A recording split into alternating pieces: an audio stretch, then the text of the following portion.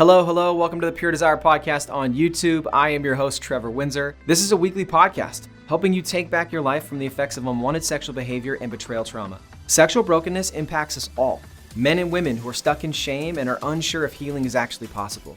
Church leaders who want to help but don't know where to start. Parents who don't know how to help their kids develop sexual integrity. Wherever you're at, this podcast is for you.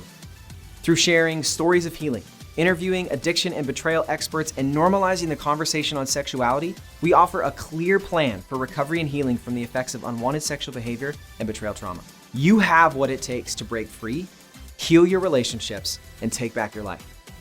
Make sure to like, share, and subscribe to the channel. It helps us so much and really just pushes our message forward. All right, with that, let's get to this week's episode.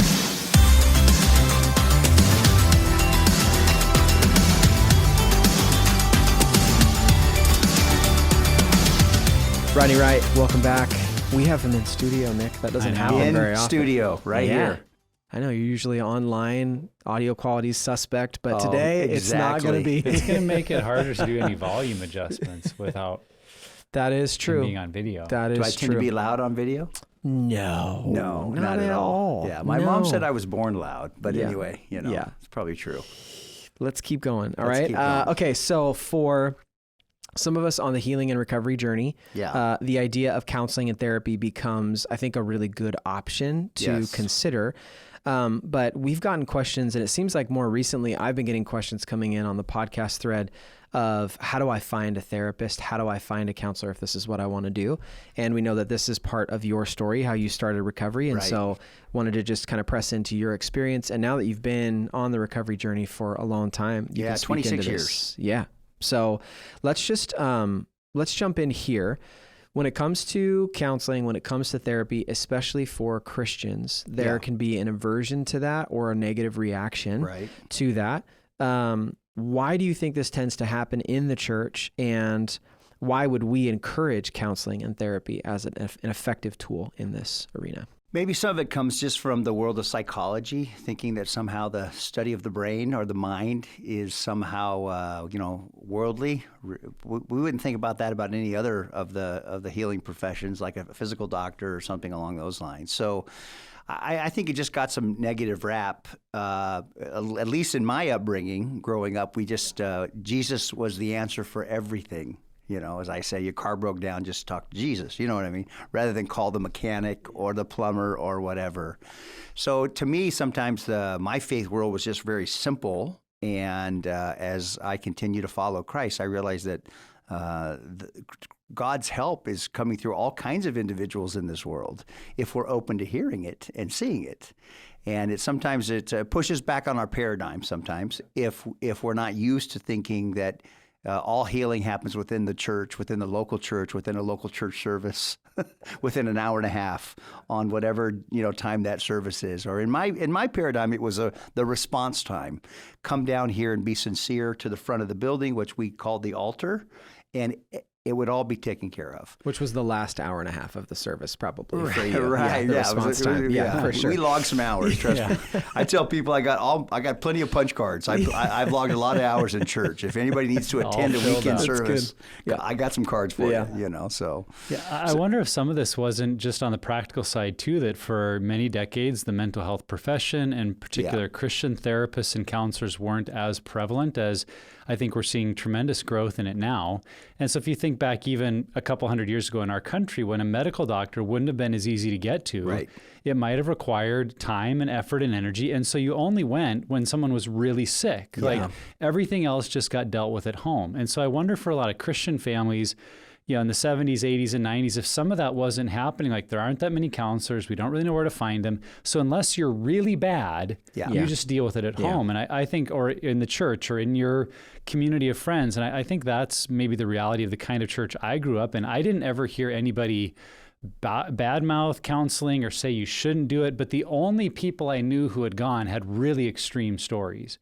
Abuse, going through a divorce, kind of those traumatic big things that we hear about. We're like, well, yeah, you probably need a counselor. But for that quote unquote little stuff, like our personal sins and problems and struggles, like, well, you just deal with that on your own. And if we kind of grew up with that mentality, it may be hard to break out of the idea that, no, there can actually be a lot of health, just like you said about going to a medical doctor. I mean, now it's common practice that people go to a medical doctor just for checkups. There can be absolutely nothing wrong with them, but they're just going in to see how things are going, get some blood work done. And what if we could make that paradigm shift with counselors and therapists, that I'm not waiting until there's a major catastrophe in my life. I'm just kind of checking in on my mental health, my relationships, the things I'm doing to move forward in my life and grow, and looking for some outside perspective. And I think if we begin to see counselors and therapists through that light, then we can integrate it into our faith communities, and not just see it as that one extreme thing for people who are quote unquote really bad. Yeah. And Nick and Trevor, with just the evolution of society, just think about how much we've learned about the brain, the neuroscience of the brain. I think it's beautiful that that it's all affirming what Scripture teaches about the renewing of our mind, and actually kind of elevating the value of that. Yeah. And so, 100 years ago, when my grandfather was navigating some real trauma, he didn't have anyone to go to. Zero for anyone to talk to or process that. Yeah. My therapist has said to me that really all therapy is just someone else putting language to your experience. And, what I told him when we first started was, I feel like this is just going to be me vomiting all over the table, and you're going to kind of help me parse out what is what and show me what's where. And that's not a really great analogy when talking to your therapist about the therapy he's doing, but I've just seen that it's something that he is able to affirm me and has tools to help me process and ask really good questions. And so really it is maintenance just for your brain, for your heart, for, your experience. And so I think that's why it's such an effective tool, is you have this unbiased third party speaking into, hearing about, helping you navigate your experience in your life. And I think that's always beneficial. And for those of us in faith-based worlds, just see it as discipleship. If that label helps you better, another mature individual, you're just paying someone to disciple helping you to grow. Yeah, that's a good model, by the way. Well, Can sure. we adopt that I'm too just saying, because yeah. I think that really that's how we grow. The Christ in someone else typically speaks to the brokenness in me. And so when you recognize that typically we are the body of Christ, then typically we help one another grow. But sometimes that's not our spiritual framework, where we see a counselor's office as being a part of our spirituality. So just, again, that holistic approach to how we heal as people, I think you can just see the worth and value. It sure was for me 26 years ago. That's my story. We can dive into that as much as you want. But boy, I was grateful for God to point that out to me. But I thought only broken people went to those guys. Mm-hmm. And then I felt the Trinity say all at once, "Yeah, Rod, and that's you." Yeah, right. And I was so scared. The therapist I saw, he was a sexual trauma assessment treatment therapist. Yeah. So in my Pentecostal world, that was just so way out of the context. But man, that was one of the most beneficial steps I've taken in my life toward my own healing and investing in myself. And so if I could say anything to anybody, it would be, you're worth getting help. Go get it. And that might be God's way of just stretching your way of seeing how the Holy Spirit could lead you to people and resources that would help you. So Rodney, what are some signs that you might look to know that we might need counseling or therapy? Well, I think if you feel like I'm doing the same thing over and over and not getting different results, which was which a lot of us for binge and purge, using coping behaviors, overwhelmed with anxiety, or feeling like I can't really get to a healthy state of being, and being overwhelmed. You've tried other resources. You might want to just find out somebody who deals with those areas and can help you take that next step, or begin to take a dive into what's going on. And just like anything else in life, if the cough doesn't go away, check with the cough specialist, the doctor, and see what's going on. I remember when I started therapy, I was not in crisis. I didn't feel like I needed it. But it was within 2 months of starting that then crisis entered my life. And so it was like God's gift to start this at the time.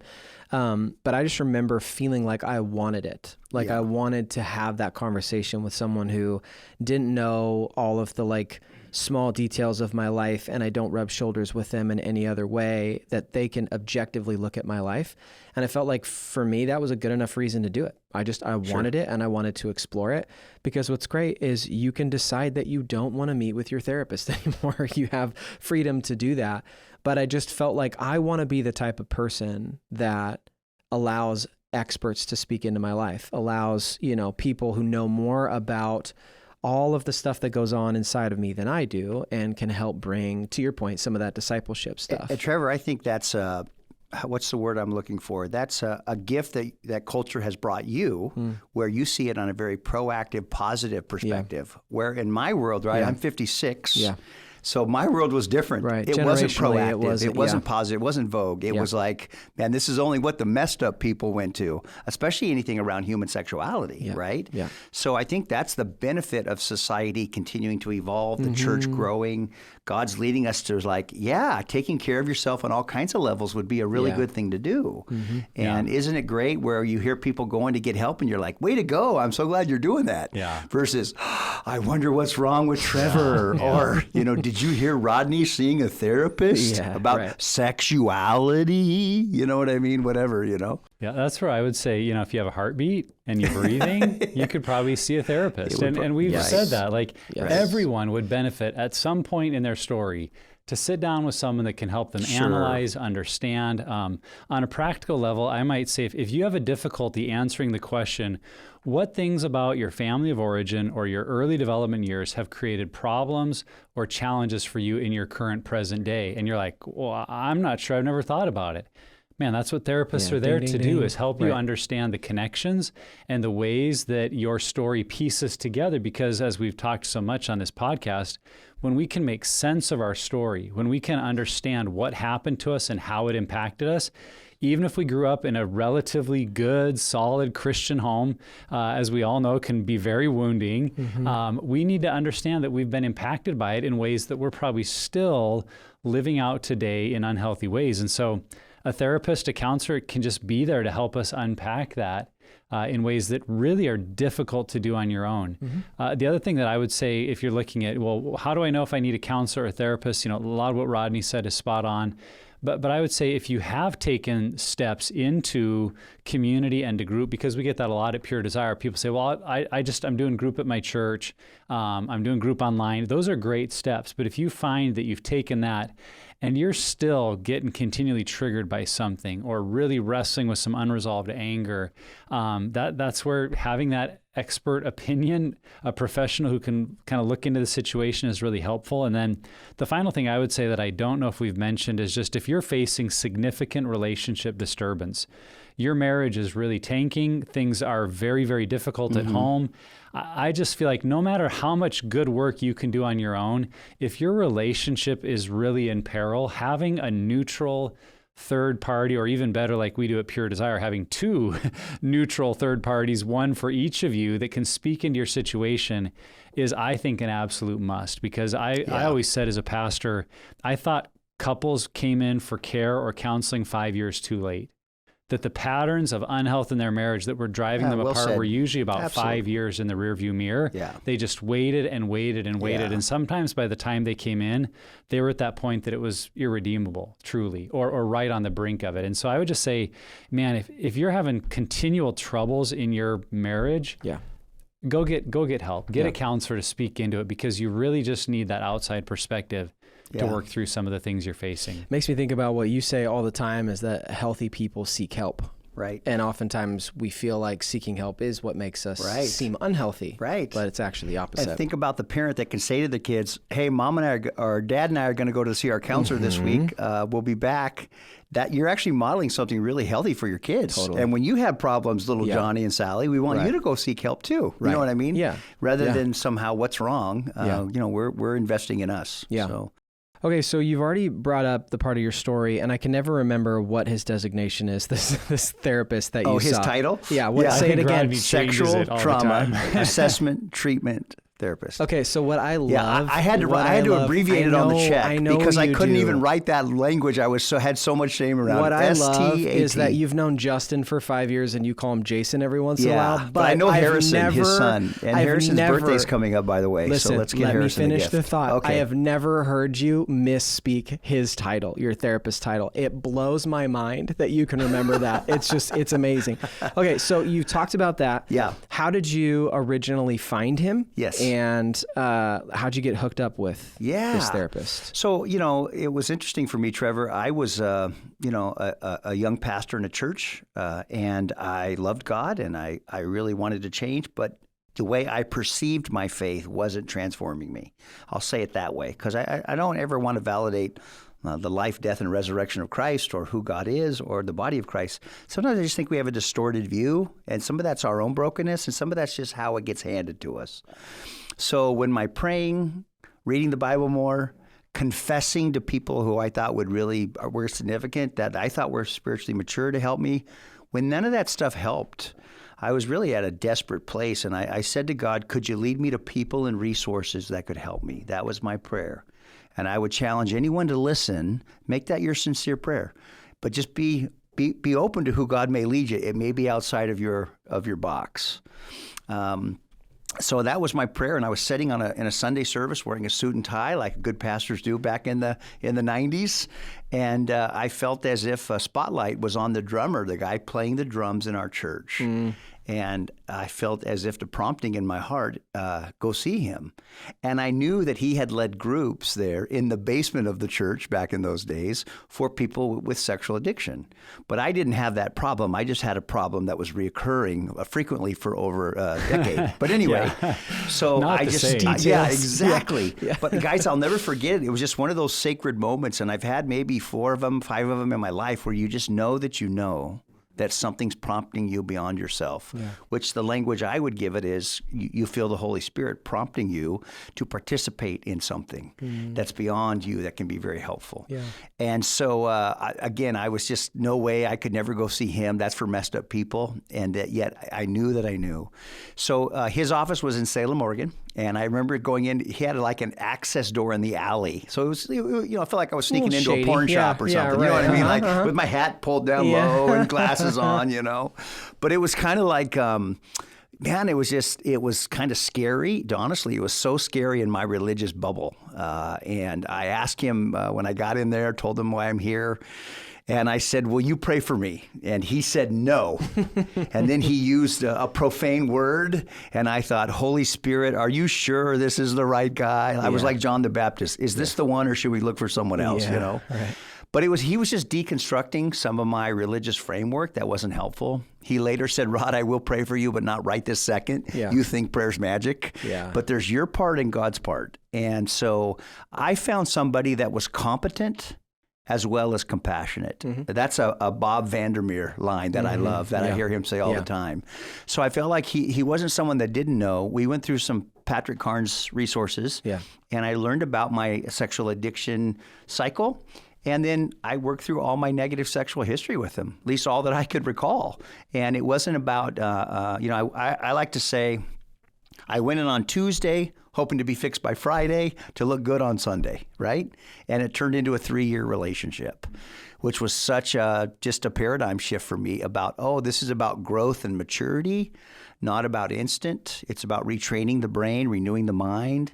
And I was really dealing with a lot of my thinking errors, my cognitive distortions about myself, about God, and about others. We talk about that a lot at Pure Desire. So that was the work of repentance. That's what I say to my guys in my 7-pillar group. Hey, let's do some repentance together, because I may have a thinking error that you can point out to me and speak the truth, and then I can repent. I can change my thinking and trust the better way. So that's where this guy was really helpful for me. This is where I appreciate, Rodney, that your story and mine are very different, because yours started out of your own desire and then engaged with your wife later. Correct. Where I was kind of on the flip side, that my wife was already aware of my behavior, was deeply wounded by it to a point that I was unaware of how deeply wounded. And so we heard an offer to meet with a Christian counselor that ended up being Dr. Ted Roberts at a conference. And my initial response was the same, though. Yeah, I don't need that. I mean, I've got an occasional problem, and my wife is deeply wounded, and she's talked about leaving me, but I don't need I don't need that. Yeah. But my wife heard, and she said, we need that. I think you need to go talk to them. And I would just bring up that perspective. If your spouse or other people in your life that truly love you and care about you have suggested, I think you need that. I think that would benefit us. I think that'd be a benefit to you. Yes. Rather than getting kind of that self-reliant, I can do this myself, don't tell me what to do, which I get. I mean, I get that reaction completely, trust me. But it is a moment of humility to say, people in my life that know me well and watch what I do, that have seen me in my real life, are saying, check this out. That's a huge indication. And for me became the story of how I got started. So all that to say, if you're not at a place where you're interested personally, but others have suggested it kindly, then there's probably something in there they're seeing, and you'd be wise not to reject that, but be open to their loving direction and support. Yeah. I think, I think this is something that it's so funny to me that we can like go online and Google how to do so many different things, but there's something terrifying about Googling, like, well, number one, help for sexual addiction. And I also think finding a therapist or a counselor. And I think for me was like, well, I don't know where to start. This is ridiculous. How do I, I didn't have a God put a spotlight on the drummer at church and, I went and talked to him. Sure. But I think that what I've experienced is that there's usually someone in your network that has been to somebody, that trusts somebody. And I think that that's like the importance. I didn't know how to Google. We weren't Googling back in my era. That's fair. And we didn't know how to just do YouTube to know how do I fix my sexual addiction YouTube video, right? I didn't want to say that, but okay, you said it, your words. I'm an old man, Trevor. But I would say that just find somebody. Just look and find, because I think there's some, and I know that, and Dennis, you know who you are. You sent me this question on an email. I know part of his email was talking about, like, how do I know if they're, we'll get into this, like, how do I know it's the right person? Sure. How do I know that they'll be a good fit? And the answer is you don't. Yeah. Like, correct. And it's the same thing. You don't get to pick your doctor most of the times when you go, but if you don't like them, you can find another one. But it's that you've gone to the doctor. Correct. It's that you're starting to get care and you're starting to get that understanding. That's important. So let's really jump into that. How, for a lot of people, this is new territory. It's not something they've got much familiarity with. How do we go about finding a good counselor? And in addition, like, how do we know if we need a biblical counselor, a therapist, a sex addiction therapist, a sexual trauma assessment treatment professional? Nice. There's a lot of titles and acronyms out there. Oh, you got it. How would you guide someone to know where to start? I think that's a great question. Think of it this way. You're going to need another individual to help you, right? Mm-hmm. If you can just simplify it in that framework. There's a lot of different disciplines out there. There's coaching, there's spiritual direction, there's therapy, right? And within therapy, there's a lot of different veins of how can help individual mental health therapy, addiction, trauma addiction, So there's a lot of different spectrums of individuals that could help you. It's not always going to look the same for everybody. I think there's a couple criterias that, first of all, just compatibility, or that you feel like the person, I always say likability creates some form of credibility. So if you just can't stand the person's personality or the individual's tone of voice, or they just, it may not even be them, it's just how it resonates with you, it's okay to turn the page. But I do think competency is really important as well. My mechanic happened to be a person of faith, but I don't have to go to a Christian mechanic. Yeah. I go to someone who's competent to know how to help my car run better. Yeah. For some of our listeners, that may not work for you. Yeah. That you may say, wait a minute, I only go to biblical mechanics, right? Or Christian mechanics or whatever. I have maybe a different framework for that, but I'm just saying competency on what we're working with is really important to me. And because I think all truth is truth no matter where the source comes from. It's either true or it isn't true, and I think God's the source of all truth. So I would just say that, making sure that the individual is competent. I have found that not everybody doing religious counseling always has a level of competency. That's what I appreciate about Pure Desire as an organization. I'll say this as a board member as well as a donor. I love to give back to an organization where we value competency and we're clinically informed as well as being biblically Christ-centered, and I think that's really good. But those are two things I look for: connection, competency, and does this seem to what have you heard? Well, because I think that you can have biblical counselors that are also, credentialed for in certain absolutely. Areas and have that. So you can have that overlap. Yeah. But I think when I think of this question, like as well as non-biblical counselors who are healthy and have that. Absolutely. I mean, my therapist is not a biblical counselor, but he happens to be a Christian. Yeah. And so, you may run into that. But I think for you, it's like, what are you looking for and what are you most comfortable with? Correct. If you are comfortable with going to a biblical counselor and you want to better understand like how the principles of Scripture relate to your life, or how to become a better husband and serve your wife, whatever it may be, that's one thing. But if you know that you're experiencing depression and you have trauma in your life and there's significant reactions that you're having, I think that it's okay to look for a specific specialty or focus of somebody. And that's what's so great about, there's this thing, Rodney, called Google. You go on and you can type in. John, like, put that on my Rodney's tool page, would you please, John? That's a real thing. I've heard exactly. about it. Oh, it's a real thing. It's like almost like the secret menu here. But you can type in like sex therapist, or you can type in, unless you have accountability software, think of someone else searching that for you. But you could also do trauma, or you could, whatever it may be. And so I think that is a really simple step. But if you know that there's significant hurdles you're running into, ask the question of, what am I comfortable with, and what specialty or focus do I want this therapy to have, and then pursue people who have that. Yeah. The truth is there are a lot of acronyms out there, and we joke about it, and you may not know initially what all those different words and letters mean, but it is worth your time, I think, to explore it a little bit. Absolutely. Because as Trevor's pointing out, if we recognize there's a specific area we'd like help, just like in the medical profession, there's value in going to your general practice doctor up front, or maybe get a recommendation. But if you've got severe foot pain or back pain or an earache, at some point you need to sit with someone that's their area of specialty. Exactly right. And I think that's what we've seen just in therapy and counseling, that if someone has been not only specifically trained in that area, but works extensively with that population, they're just going to have a whole lot more insight to bring that a general practitioner, though they mean well and they're for you, they may just not have the level of insights that you want. And so if you find, you Google someone and you see they've got all these letters behind their name, you can look them up. You can see where that training's from. And I would say, and we'll get into this more in another question, but there are different types of training. And some I think we would affirm and say, man, that's really solid. But there are others, if you're just a little bit about, you'd be like, that feels like a very different view of sexual health than I'm looking for. I don't think that's the kind of therapist I want. So don't let just like in the medical field, there's a abbreviation for everything for doctors too, but you probably have figured out what a lot of them are because you know what you're looking for. And so take a little bit of time, do some homework. And I think you'll find that there's some pretty clear distinctions you can figure out fairly quickly, and then go. The other thing I'd say is, when you think you've maybe found someone, almost every therapist or counselor has a profile page that will describe their education, their licensures, their trainings, and you could glance through that and probably get a pretty good sense of, wow, this person really knows what they're doing. You went to Oregon State University. I don't think I can do that. I think the kind of training they got resonates well with what I'm looking for. Versus maybe you see someone else and the titles are like, well, I don't even understand half that. I don't think this is what I'm looking for. And that'd be okay to then keep looking.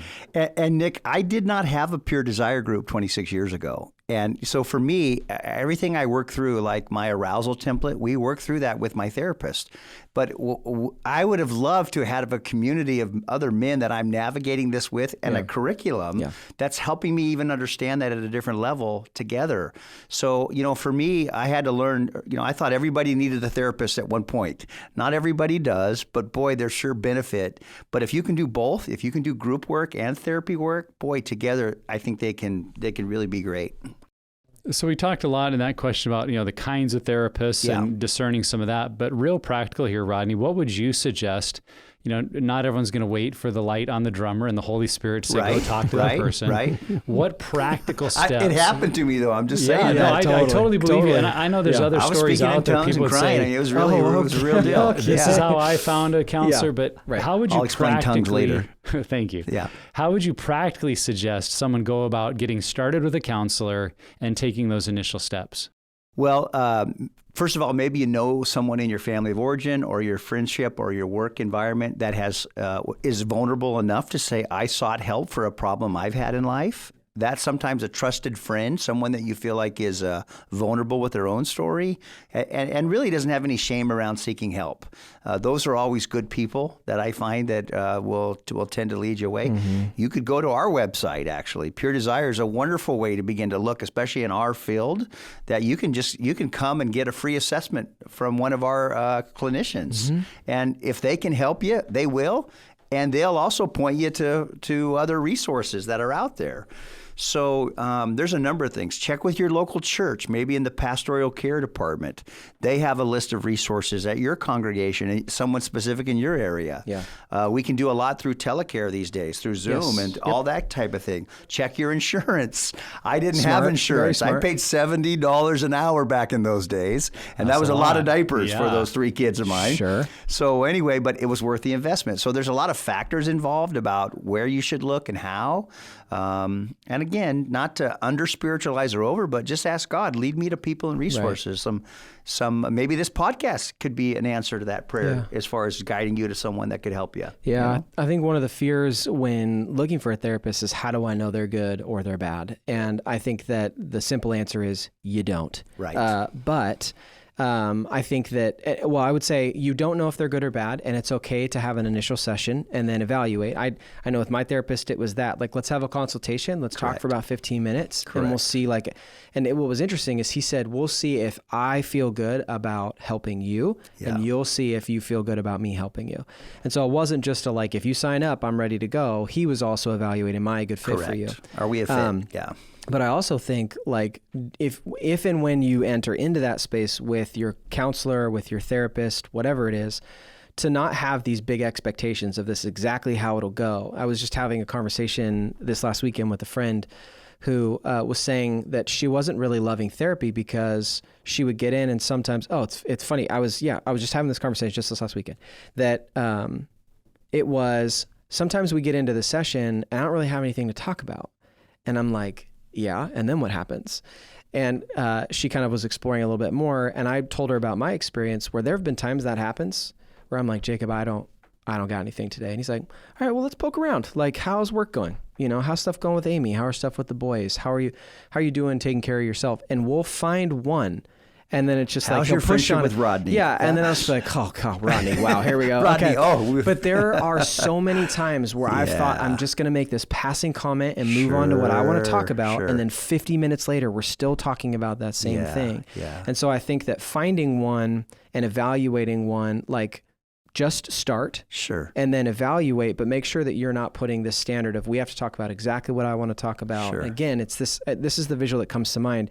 It's like telling a Sherpa who's been up the mountain 1,000 times and you've never been up once, telling him where to go on the mountain to get you to the top. That, like, he is going to take you places. You're not really sure what we're doing here. Why are we going back down the mountain to go back up the mountain? But that this person is an expert and they know what they're doing. They have the training. I think that's hard for a lot of us, is to let go of 100%. Letting someone trust us. But to your point again, is it hard to trust a mechanic when you hand your car in? Nope. The answer is no. Not Auto Center Northwest, Coeur d'Alene, Idaho, Government Avenue, who is sponsored by Kenny. Kenny, thank you for your support in our banquet this year. Yeah, we look forward to you being there. We'll bill him later for the time. Exactly. No, it's not at all. It's not at all, because you trust. There's a trust level. You know, I have a mechanic in everywhere I live, honestly, and I have their number. And if before anything I call anybody, I call that guy and say, I'm in Mexico. Can I do this here? What do you recommend? Right? That's good. So I just think you have to trust somebody that's more competent than you and knows things more than you. Well, and that's some direction we've given people who call in and maybe doing Pure Desire counseling doesn't work for them, or sometimes we do have a little bit of a wait, is to look at the organizations that have certified people you do trust. And so we direct people to ITAP to find other CSATs, certified sex addiction therapists. Right. And you can find them located all across the country. And that means they've received the same training as Pure Desire. Yeah. And again, you can look at profiles and their bios and get kind of a feel for them. On the other side, on betrayal and betrayed partners, we've recommended APSATs. Yeah. You can find counselors and therapists that have been APSATs trained to be really betrayal sensitive. And so maybe finding that in your local area is a good starting point, because I know both APSATs and ITAP have a search function of, find a therapist in your area. And so rather than just going to Google, go to a page of a training organization that you've heard about or trust and use their search function, because then they'll show you everybody in their area that's in good standing that they've certified. Yeah. And that may be a logical starting point just to get real practical. And I know we've directed people to that kind of resource. At some point, we really hope to have an affiliate network page.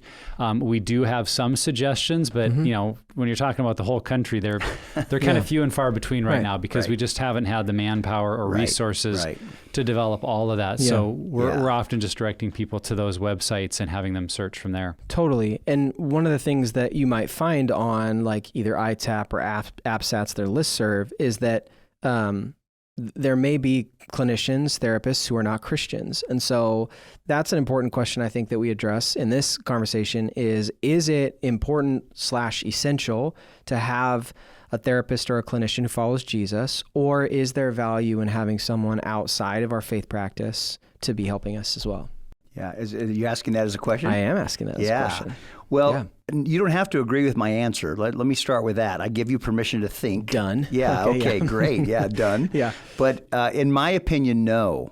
You want someone that's competent in the issues. But I really believe that the incarnation was a wonderful gift when God embraced humanity, and that God's truth can somehow flow through all kinds of individuals when their heart's open to pursuing truth and helping.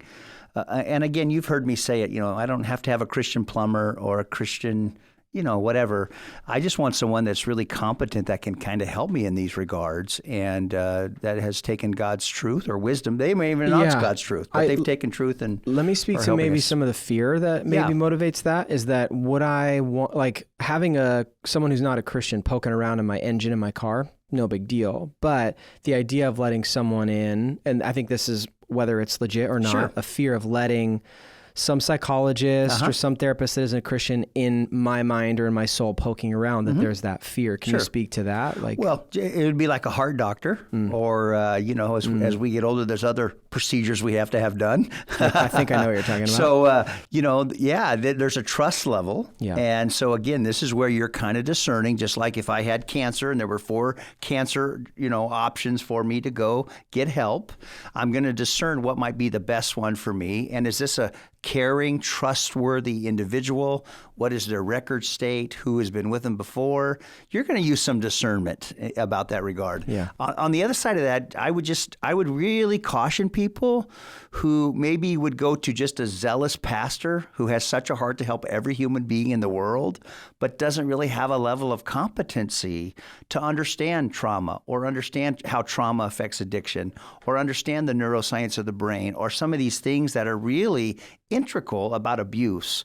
So for me, when I was pastoral care in my role, I always stuck within my education and my experience. Yeah. Even last week, someone came to me and said, Rodney, I heard you can really help people. And after just a 30-minute conversation, I said, let me point you to the Pure Desire website. They have trained clinicians that can help you. If I can be a coach and a cheerleader, you're welcome to call me, and here's my cell, right? And I'll point you, but this is what I'm not competent to do. But there are people that are. Yeah.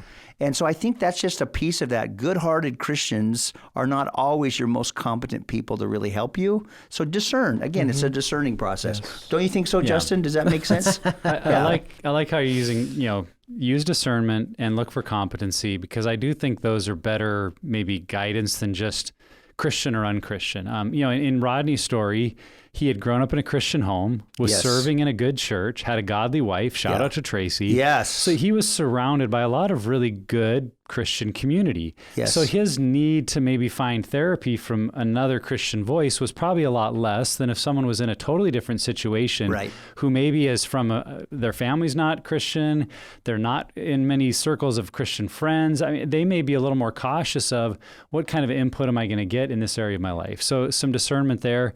I know in my own story, what the Pure Desire counseling team was able to do for me, obviously they were coming from a Christian perspective, and I was a pastor and grew up in the church. Right. But what I had was a huge disconnect between a lot of my struggles and my faith. Yeah. And so because they were coming from a faith perspective, they were able to help me kind of piece together things that I had been keeping, integration, the things I had been keeping very separate. Versus I think a secular counselor may not have had that focus. And could that still have happened? Well, sure. I just would have had to do it on my own. But I think competency is so important, because the truth is we can get bad advice in the secular world and we can get bad advice in the Christian world. I mean, how many couples have we heard say, we went to our pastor or we went to our church's counselor, and their first question is, well, are you giving them enough sex? how available are you to him to meet his needs? And it's like, How we've hurtful. we've learned Yeah. so many ways that's perpetuating hurt. It's perpetuating addiction and Yes. not helping. No. But Christian counselors are still saying that all over the country. Right. On the flip side, you can go to secular counselors that are going to say, oh, you guys should be watching porn together. That'll spice up your love life. Or, oh, it doesn't really matter. I mean, you should encourage him to watch porn because at least he's not cheating. Like, so there are viewpoints like that are hurtful too. Yeah. So you could be hurt in either way, and I think you could be helped in either place. But there really is asking those questions of, am I going to someone who's competent in this area, and do I discern this is going to be a good environment for me? Yeah. Does this seem healthy? Does this seem helpful? If not, then be willing to maybe make a change, which is kind of what the next question is all about. Are we ready to go there? Yeah, do it. So Rodney, at what point would we say, is it okay to change counselors? Why and when would we choose to do that? Well, change counselors. It might be that if you haven't seen the movie, please go watch What About Bob? Bill Murray, probably Bill good to Murray change and therapists there, Dr. Leo Marvin. It's Yeah. classic and such a good movie. It's classic, but sometimes the counselor may say, "Rodney, I think you're ready for someone else." You know what I mean? Or sometimes you may discern, I've been here. They've helped me. Part of that piece is sometimes we just expect too much out of one person. This one counselor is going to heal everything about me, and I'm not seeming to get what I need. Yeah. It may be like you've done what you needed to do. It's okay. They're not always meant to be there forever. So you might discern that it's time to move on because they've helped you to a certain level. Yeah. Or you might discern that this isn't benefiting me, and the juice isn't worth the squeeze. Maybe it's cost prohibitive or just time-wise. The other time, I think a healthy counselor who knows their limits, or they may discern. I think there's. I'm going to have to refer you to Dr. Leo Marvin. He's an expert.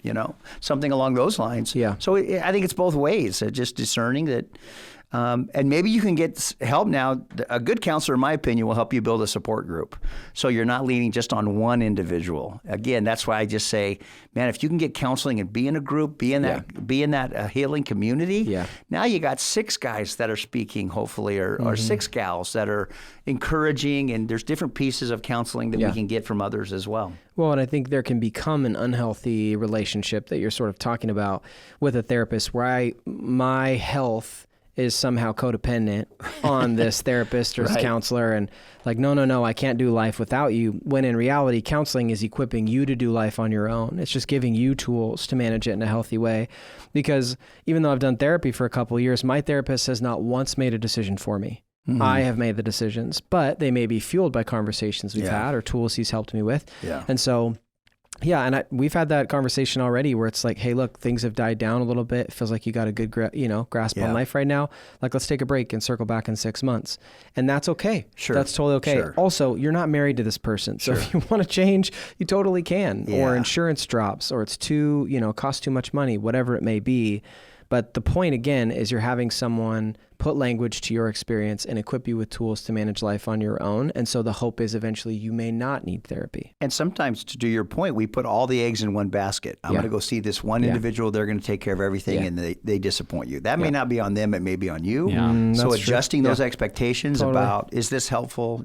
I'm gonna continue, or I'm not gonna continue. We already talked about a couple of big red flags that maybe after the first session you realize, oh wow, this was not the kind of person I thought. If they told us you just need to have sex more, that'll fix your problems, or they told us watch porn together. Okay, changing counselors. Correct. So there may be some of those initial adjustments, but I would also guard against being too quick to feel like, well, they can't help me, or I'm not connecting with them. I think sometimes, particularly if we are the ones struggling or we've been in addiction, we may have trust issues. We may be living in a level of denial or minimization or rationalization. Right.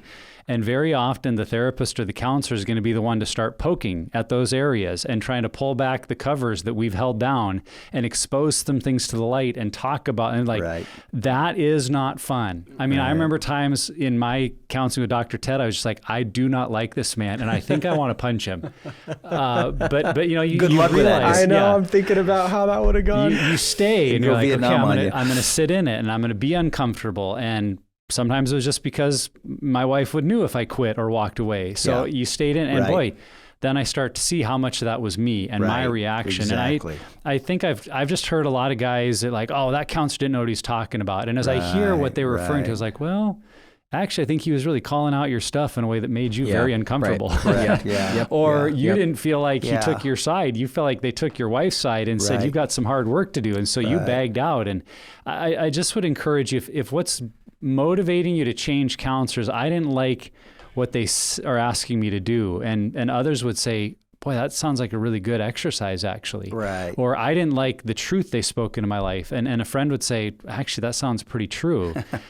You need to stay. You need to work through trust issues. You need to work through commitment issues. That may be part of what you're facing. So I'm not trying to say you have to stay with the counselor forever and always, no matter what. These guys gave some great ideas of when we might change. But I would also say just be aware that part of why you need a therapist is actually going to make it hard at times for you to sit and stay with that therapist. So I would really recommend before you make changes, if you're in a good place with your spouse, talk it over with them. And if you've got a group, talk it over with them. And at a minimum, go to a good friend and say, here's something that happened with my therapist. I think they're the wrong fit for me. What do you think? And if they go, well, I've been saying the same thing for 3 years. I think you should listen, then you should stay. But if they're like, wow, that doesn't sound like a great fit for you. I think you should explore other options. Then that can really confirm taking that next step. And Nick, to that point, maybe a therapist will use language that you're not used to. And so the language itself will scare you. It's a barrier. Rodney, even I think the word you addiction. need... Rodney, exactly. Or Rodney, I think you need to evolve. Are we going to use meditation as a way of centering you? For some Christians, those evolution... centering, meditation, those are like scary words, right? And that's all a part of maturity. Right. Listening prayer, right? They're spiritual words. They're just saying it in a different way. So sometimes language scares us rather than just breathing and maybe trusting a competent person to lead us down those roads. Sometimes recovery does have its own language. And it can take a little while to feel comfortable with it. So give it some time. I would just say, though, that I have experienced this, that a good therapist will move away from that language if you express that it's something that's challenging. Like for me, there have been times where we talked about IFS, internal family systems, and I'm like, Jacob, I can't right now. I don't understand it. It feels like it gets in my way and I get tripped up on it. And so he literally changed the model we were doing and tried something else because he knew there was that block. And so a good therapist will do that because a good therapist knows it's not about them, it's about you and your treatment. And so maybe use that too when considering.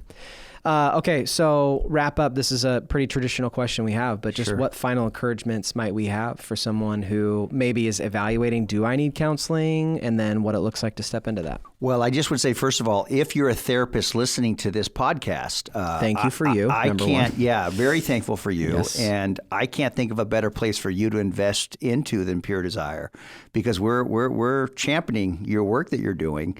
And so we're better together. So I even want to get my therapist on the podcast one of these days. I think it would be really fun to say, oh, Rodney was really messed up. You guys don't even know. Trust me, he's way better than you think. If you only knew him 26 years ago. But here's the deal, my therapist now gives to Pure Desire and helps this work. Isn't that beautiful? Because he even says, wow, we need more voices like this in the world, right? Cool. So I mean, it's beautiful when you can say, we're all on the same team, we're all trying to help, let's partner together. But I would just, it's going to be my simple one line: you're worthy of love, and getting help is a sign of your strength. And just continue to look for those resources, how God might direct your steps in whatever situation you find yourself in. I think of the story where people, are wondering, am I really saved? And the response to them to say, the fact that you're wondering if you're saved may be evidence that you're saved, because someone who has no salvation typically isn't even thinking about whether or not they're saved, because it makes no sense to them. So the fact that your heart and mind are alive enough to God and eternity and the need for salvation may be evidence that there is something there. And I say that because I think it could apply to the question of, do I need a counselor? If you're aware enough that there's stuff going on in your life that you're even asking, do I need a counselor? Maybe that in and of itself is evidence that you should consider going to see a counselor. Because on the flip side of that is, what have you got to lose? Right? I mean, maybe you invest a couple $100 into something that session, you're like, I don't think that's for me. I mean, I've wasted a couple $100 on a lot of things. I mean, I signed up for a timeshare once, and that was like, man, there went a whole lot of money, and we had to sell it and get out of it. I look at that mistake and go, I tried something there because I thought it could be good for me. Sure. And it turned out not to be a good fit for us. And so we got out of it. And I would just say the same about counseling. Like, maybe in the end, it's not a great fit for you, but you're really not going to know unless you start and look into it. And if at the end of the day, it was a waste, quote unquote, okay, so you're a couple $100 short, but at least now you have more perspective and you may know what to look for next time. So at least there's not an annual maintenance fee with counseling, like timeshares. Exactly. I would say there's an annual maintenance fee if you don't get help. The fees start to pile up. So that's a sermon right there. I would just give you that encouragement. Like, if you're asking the question, maybe you already have enough evidence to go give it a shot and then just see how God uses it. Sure. Yeah. And I think that we all would benefit from having someone make sense of our experience. Someone be able to say, that's actually really normal. Right. Or, I can see why you would respond that way because you and I have talked about how your dad used to treat you when you were a kid. Sure. Or, hey, have we considered maybe why your wife is responding that way? So it's just someone who can consistently put a new lens over your filter so that you can see what's really going on. Because we're ultimately after reality. Yeah, and the reality is we're really talking about a healthy relationship that knows how to help us. Yeah. And sometimes that's a counselor. Yep. And sometimes it's not. So don't feel like if you haven't seen a counselor, something's wrong with you. Yep. Sometimes it's a counselor, and don't be afraid of that. Yeah. But sometimes it's just finding that competent, trusted friend that you can say, please speak into my process. Mm-hmm. And they may have resources that can help you. Sometimes people need financial counseling because they're really messed up. Sometimes they just need Dave Ramsey's book and program. They can figure it out. Yep. So again, this is where I'm grateful for the work that Pure Desire is doing in providing group work and material, as well as pointing people to experts in the field of mental health, in the field of addiction and trauma, where you're not alone in your search. There's people and resources that can help you. Yeah, absolutely. Well, Rodney, it was awesome having you. Appreciate you sharing more of your story and being able to really dive into the front end. Absolutely. And how you found your, I'm not even going to say his title, but that one guy who you met in the back alley. Exactly. But thanks, man, for Brother being Jesse. here. Appreciate it. Yeah, for sure. Great to be here. And if you're ever in Coeur d'Alene, it's Auto Center Northwest and Melt's Extreme Grilled Cheese. Tell him Rodney Joe sent McCarthy, you. Tell him Rodney sent you and get your discount. Okay. And on that note, wherever you're at on your journey, Pure Desire is here to help you take back your life from unwanted sexual behavior and betrayal trauma. If you or someone you know needs recovery, here, why don't you read this? If you or someone you know needs recovery, then let's get you help. Call Trevor. Trevor's cell number is... No, we want to help you. PureDesire.org. Wherever you're at on your journey, we want to help you take your life back from sexual addiction or betrayal trauma. PureDesire.org. Come to our, just come. We're here to help you. There you go. If you like this episode or a fan of the podcast, please share it with others.